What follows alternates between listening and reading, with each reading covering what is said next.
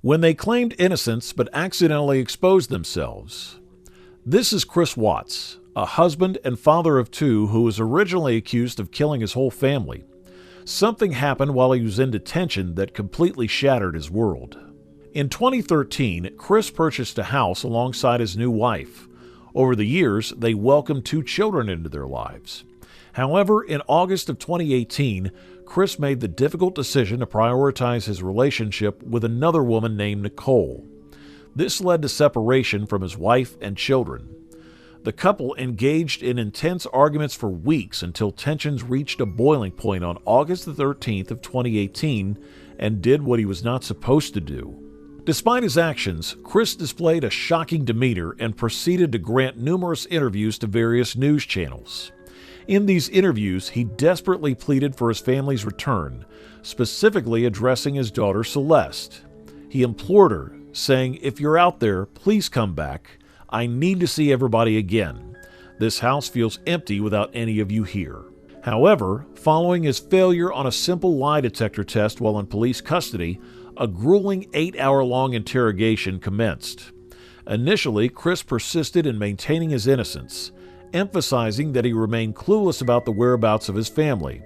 However, as the hours went by, with multiple interviews and additional polygraph tests, he eventually requested to speak with his father. It was during this conversation that he would inadvertently make a mistake. In a momentary lapse of judgment, Chris had completely forgotten that he was being recorded and wrongly assumed that he had privacy since the detectives were not present in the room. Believing he could say anything without consequence, he confessed to his father. However, unbeknownst to him, the confession was captured on camera. She heard him? Yeah. And, come on now. I heard like a little commotion upstairs, but I didn't think anything of it. Mm-hmm. And then we went back upstairs and she was dead. I could see like she caught up. I'm choking her girl. Did she kill him? Terribly. She choked up from that. I forgot what she said. I heard him choking or and there's babies. That's what I feel horrible about. They're a freaking spoiled thing. Please God. Mere seconds after his admission, the detectives re-entered the room, revealing that his words had been heard. Realizing the gravity of his mistake, Chris was subsequently arrested. After several months, Chris faced his day in court and was ultimately sentenced to 5 consecutive life sentences. This severe punishment was handed down in response to the heinous crimes he committed, which resulted in the loss of multiple lives and caused immeasurable pain to the victims' loved ones. This is Dawson McGee. Throughout his life, Dawson had been the outcast of his family. Since he didn't get along with his siblings and was generally unpleasant to be around, his parents decided to homeschool him. Dawson's odd conduct was maintained even as he matured.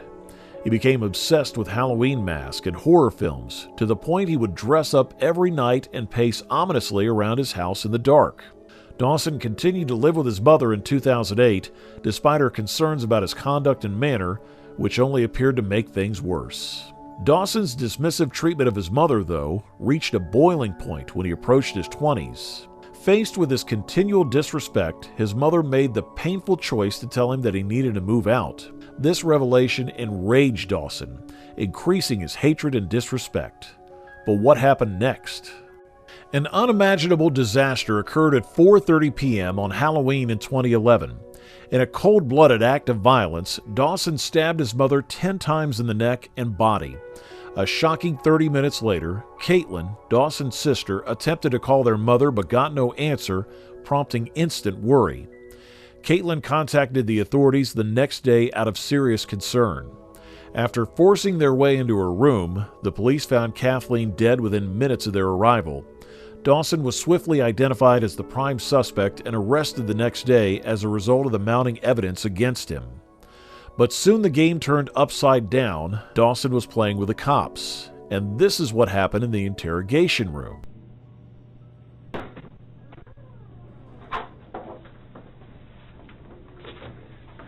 I'm going to talk to you about what happened to your mom.